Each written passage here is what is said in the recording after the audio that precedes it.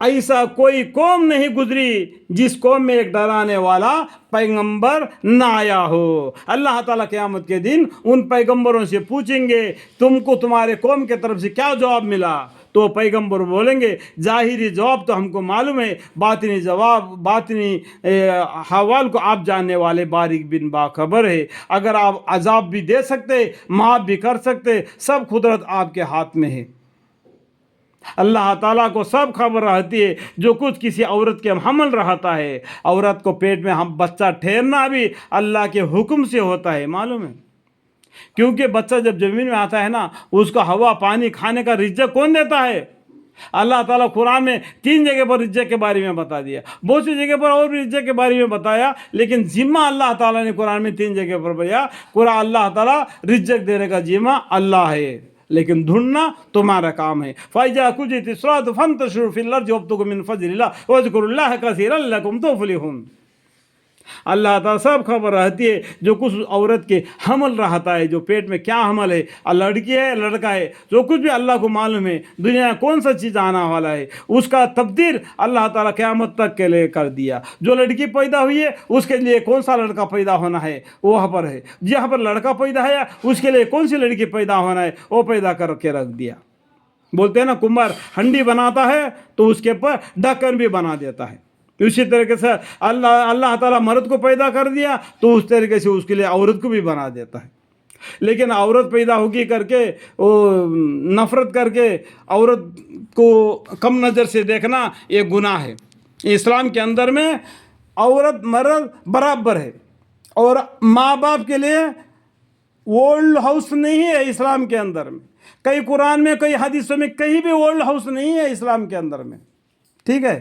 اس بات کو جانو، عورت بھی ضروری ہے، ماں باپ کی بھی ضروری ہے۔ اور جو کچھ رحم میں کمی پیشی ہوتی ہے، جو اس کے پیٹ کے اندر جو بچے میں کمی پیشی ہوتی ہے، کوئی بچہ پیدا ہو جاتا ہے، کوئی بچہ پیدا ہونے کے ساتھ ہی نکل جاتا ہے، کوئی پیٹ میں سے گر جاتا ہے، اور ہر شے اللہ کے نزدیک ایک خاص انداز سے مقرر ہے۔ یہ سب کو اللہ کے پاس مقرر کیا ہوا ہے۔ اللہ یعلم ما تحمل کل انثی وما تغیض الارحام وما تزداد وکل شیء عنده بمقدار۔ یہ کیا ہے؟ یہ سب کچھ طے شدہ بات ہے، اللہ کی طرف سے قیامت تک کے لیے طے کیا ہوا ہے، لوح محفوظ میں مندرج ہے، منضبط ہے۔ اس میں سے قرآن تا قیامت تک کے لیے ہمارے لیے ڈرانے والا ہدایت نامہ ہے، نور نامہ ہے۔ اسی قرآن کے اوپر ہمارے مسلمان جینا ہے، مرنا ہے، اور یہی پیغمبر پر ہم نے ایمان لانا ہے، محمد مصطفیٰ صلی اللہ علیہ وسلم پر، کیونکہ ہم ان کے امت میں سے ہیں، ٹھیک ہے؟ ہر شے اللہ کے نزدیک ایک خاص انداز سے مقرر ہے، اور تمام پوشیدہ اور ظاہری چیزوں کا جاننے والا سب سے بڑا اور عالیشان اللہ ہے، سب جانتا ہے اللہ تعالیٰ۔ ان ربهم بهم یومئذ لخبیر، وہ تمام پوشیدہ اور ظاہری چیزوں کا جاننے والا ہے، سب سے بڑا اور عالیشان ہے۔ تم میں سے جو شخص کوئی بات چپکے سے کہے، کوئی بات کوئی چپکے سے کہے، اور جو پکار کر کہے، اور جو شخص رات میں کہے، اور جو دن میں چلے پھرے، یہ سب خدا کے علم میں ہے۔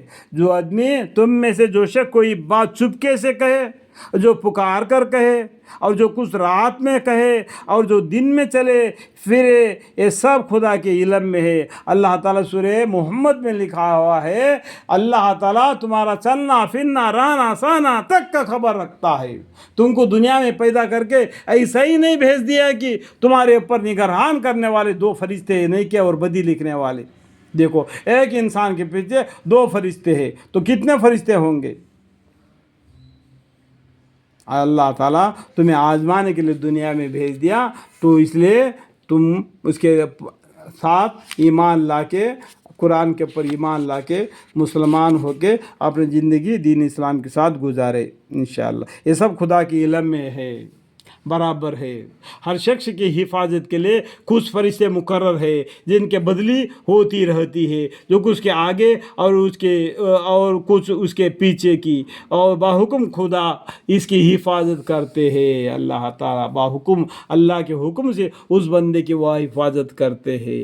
واقع اللہ تعالیٰ کسی قوم کو اسی حالت میں تغیر نہیں کرتا جب تک کہ وہ لوگ خود اپنی صلاحیت کی حالت کو نہیں بدل دیتے. صلاحیت اللہ سے معافی مانگ کے سدھر کر پیغمبر بتلائے بات پر، قرآن بتلائے بات پر جو چلنا چاہتے ہیں تو اللہ تعالیٰ ان کو سزا نہیں دیتے.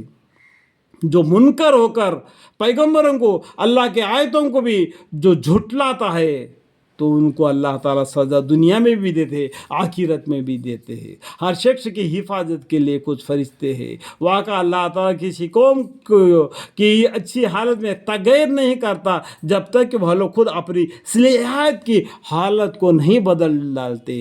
جو اسلام کو چھوڑ کر باقی دین پر قائم رہتے اللہ تعالیٰ کو غصہ آ جاتا ہے. جو پیغمبروں کو جھٹلاتے، پیغمبر تھک جا کر اللہ سے بد دعا مانگتے ہیں.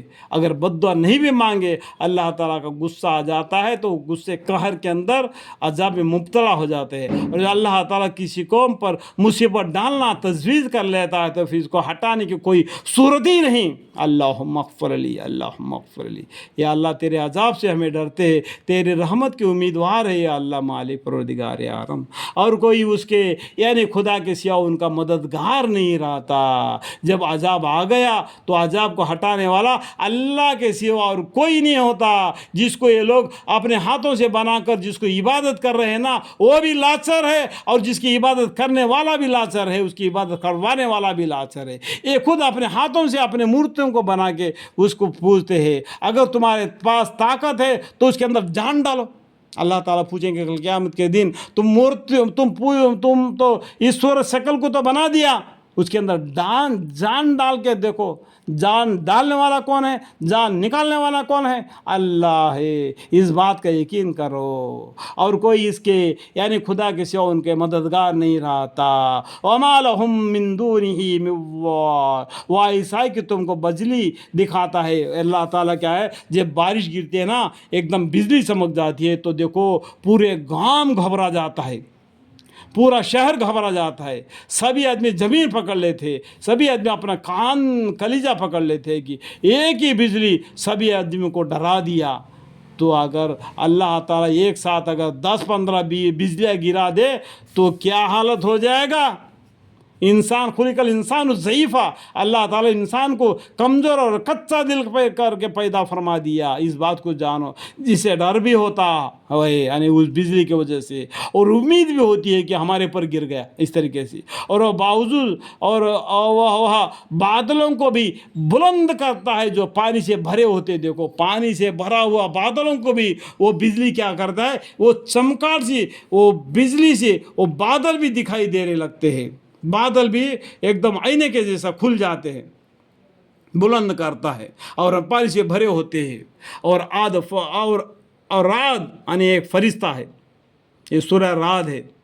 اور رعد فرشتہ اس کی تعریف کے ساتھ اس کی پاکی بیان کرتا ہے. اور دوسرے فرشتے بھی اس کے خوف سے اور بجلیاں بھیجتا ہے، پھر جس پر چاہے انہیں گرا دیتا ہے. اللہ مغفر. وہ لوگ اللہ کے بعد میں جھگڑتے ہیں، حالانکہ وہ بڑا شدید القوت ہے. اللہ تعالیٰ کون ہے؟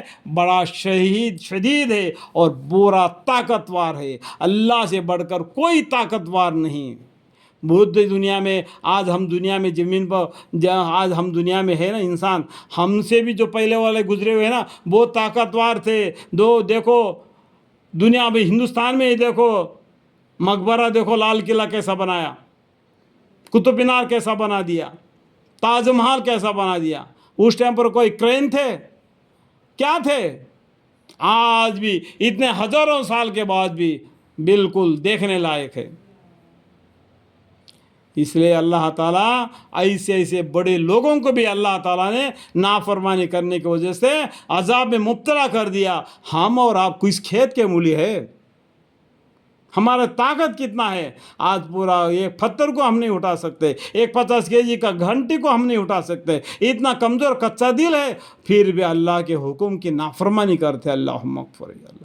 اللہ کون ہے؟ بڑا ہے, اللہ بہت بڑا ہے اور بڑی شدید القوت ہے. سچا پکارنا اسی کے لیے خاص ہے, سچا پکار, سچے دل سے پکارنا اسی کے لیے خاص ہے, ایک اللہ کے لیے خاص ہے, اسی کے لیے سزاوار ہے. اور اس کے یعنی خدا کے سوا جن کو یہ لوگ پکارتے ہیں, جو شرک کرتے ہیں, ان کے درخواست کو اس سے زیادہ منظور نہیں کر سکتے جتنا پانی اس شخص کے درخواست کو منظور کرتا ہے جو اپنے دونوں ہاتھ پانی کی طرف پھیلائے ہوئے ہوتا ہے کہ اس کے منہ تک اڑ کر آ جاوے اور وہ اس کے منہ تک آج خود آنے والا نہیں. اس طریقے سے اللہ تعالیٰ ان معبودوں کے بارے میں بتلا دیتے, ایسے عاجز ہے کہ ان کے طرف تم ہاتھ اٹھا کے, جس طریقے سے ہم بوڑھی کے طرف ہاتھ اٹھا کے بولتے ہیں کہ بوڑھی کے اندر کا پانی اڑ کر میرے ہاتھ میں آ جائے اور میں پی جاؤں, اس طریقے سے مثال دیتے ہیں. وہ کام ہو سکتا ہے کیا؟ نہیں ہو سکتا ہے نا. جس کی تو عبادت کرتا ہے نا, وہ تمہاری مدد کر ہی نہیں سکتے. تمہارا مدد کرنے والا کون ہے؟ اللہ ہے, دنیا میں بھی اور آخرت میں بھی. اس بات کو جان لو. اور کافروں کے ان سے درخواست کرنا محض بے اثر ہے, اور اللہ ہی کے سامنے سب رقم کیے ہوئے ہیں, جتنے آسمانوں میں ہے اور جتنے زمین میں ہے, خوشی سے اور مجبوری سے. اور ان کے سائے بھی صبح اور شام کے وقتوں میں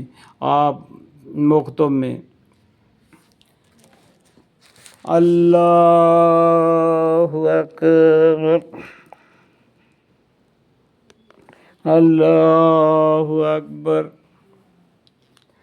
اللہ اکبر, اللہ اکبر.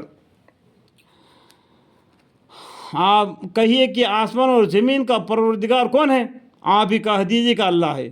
پھر آپ یہ کہیے کہ کیا پھر بھی تم نے اس کے یعنی خدا کے سوا دوسرے مددگار قرار دے رکھے, یعنی شریک قرار دے رکھے, جو خود اپنی ذات کے نفع نقصان کا بھی اختیار نہیں رکھتے, اپنے ذات کے لیے جس نے اس کی عبادت کر رہا ہے اس کے لیے فائدہ پہنچانے کا بھی اختیار نہیں رکھتے. وہ بھی ایک دن انسان تھے, وہ مر گئے, اس کے مورتیاں بنا کے تم اس کی عبادت کرنے لگے, شریک کرنے لگے. اللہ وہ بھی کل قیامت کے دن اللہ کے سامنے اپنے نام اعمال لے کے کھڑے ہوں گے کہ ڈر رہے ہوں گے کہ میرا فیصلہ کیسا ہوگا. اللہ مغفر. اس لیے اللہ تعالیٰ ہدایت دیتے, ہدایت پائے تو ہدایت ہے, نہ ہدایت پائے تو عذاب ہے.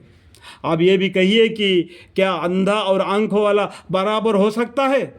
یا کہیں تاریکی یعنی اندھارا اور روشنی برابر ہو سکتی ہے؟ اللہ تعالیٰ مثال برابر ہے.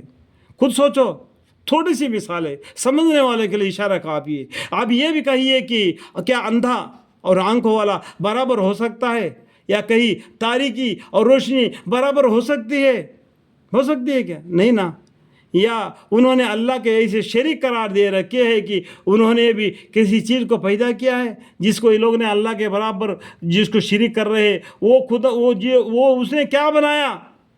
تم سوچو, جس کو تم اپنے ہاتھوں سے بنا کے اس کو عبادت کر رہے, اس نے کیا بنایا؟ سب کچھ بنایا کون ہے؟ اللہ ہے. جیسا خدا پیدا کرتا ہے پھر ان کو پیدا کرنا ایک سا معلوم ہو, آپ کہہ دیجیے کہ اللہ ہی ہر چیز کا خالق ہے. ہر چیز کا خالق کون ہے؟ اللہ ہے. ہم سب اللہ کے بندے ہیں, اللہ ہمارا مالک ہے, وہی واحد ہے, غالب ہے. اسے اللہ تعالیٰ نے آسمانوں سے پانی نازل فرمائے, پھر نالے بھر کر اپنے مقدر کے موافق چلنے لگے, پھر وہ سیلاب حسب و خاشق کی بہلایا جو اس پانی کے اوپر آ رہا ہے. دیکھو جب دھوپکڑا نکل جانے کے ساتھ میں ایک دم بارش آ جاتا ہے نا, جو نالے ندیوں کے اوپر جب پانی جو چلتا ہے, دیکھو کچرا کیسا ہو جاتا ہے, کچرا پانی کے اوپر تیلتا ہے اور نیچے سے اچھا پانی نکل آتا ہے. جو کچرا کیا کرتا ہے, بازو میں لگ جاتا ہے. اسی طریقے سے انسانوں میں سے جو کچرا ہوتا ہے نا, اللہ تعالیٰ نکال کے باہر پھینک دیتے ہیں. سمجھ میں آئے گا بات؟ وہ جب دھوپکالے میں زمین سوکھا پڑا ہوا ہے، جب اللہ تعالیٰ بارش پہنچا دیتا ہے، وہ بارش ایسا ندیاں نالے بن کے ایک سیلاب بن کے چل دیتا ہے، تو اس کو دیکھو اس کے اوپر کیا کیا کچرا جتنا لوگوں نے ڈالا ہوا یا اس کے اندر میں ہے جو سوکھ کر رہ گیا، وہ سب کو اکاڑ کر اوپر لے آتا ہے، وہ ایک طرف کو پھینک دیتا ہے اور پاک صاف پانی نکلتے چلے جاتا ہے۔ اس طریقے سے انسانوں میں سے بھی اللہ تعالیٰ اس کا میل کچل کو نکال دیا جاتا ہے، جیسے کہ لوہے کو گرم کر کے سوتی ایسے مار کر اس کا جنگ نکال کے ایک خاص ایک چیز بنا لیتا ہے۔ اس طریقے سے انسانوں کو بھی اللہ تعالیٰ سمجھ آنے کے لیے مثالیں بیان فرما دیا ہے۔ سمجھداروں کے لیے ایک اشارہ بھی کافی ہے۔ پھر سیلاب حس و خاشق کو بہلایا جو اس پانی کے اوپر آ رہا ہے، اور جن چیزوں کو آگ کے اندر زیور و اسباب بنانے کے غرض سے تپاتے ہیں، جو کہ میں ابھی بھی بولا، ہر چیز کو لوہے کو بھی ایک چیز بنانا بولتا گرم کرنا پڑتا ہے، سونے کو بھی ایک چیز بنانا بولتا اس کو بھی گرم کرنا پڑتا ہے، تو اس کو اچھی شکل صورت بن جاتی ہے۔ اس میں بھی ایسے ہی میل کچل اوپر آ جاتا ہے، وہ میل کچل کو پھینک دیتے ہیں اور اچھا چیز کو بنا کے اس کو بکری میں رکھ دیتے ہیں، لوگ اس کو خرید لیتے ہیں۔ اور اسی طریقے سے اللہ تعالیٰ نے انسانوں میں سے جو بیکار ہے، جو شرک میں مبتلا ہے، ان کو الگ کر دیتے ہیں، متقی پرہیزگار ہے ان کو الگ کر دیتے ہیں، ان کے نام اعمال بائیں ہاتھ میں، ان کے نام اعمال دہنے ہاتھ میں دے دیتے ہیں، جنت اور دوزخ کا فیصلہ کر دیتے ہیں۔ سمجھ میں آ گیا ہوگا بات۔ اللہ تعالیٰ حق یعنی ایمان وغیرہ اور باطل یعنی کفر وغیرہ کو اس طرح مثال بیان کر رہا ہے، اس طریقے سے مثالیں بیان کر کے سمجھا رہے ہیں، پھر بھی نہیں سمجھے تو عقل کے گھاٹے میں ہے۔ تو کیا ہے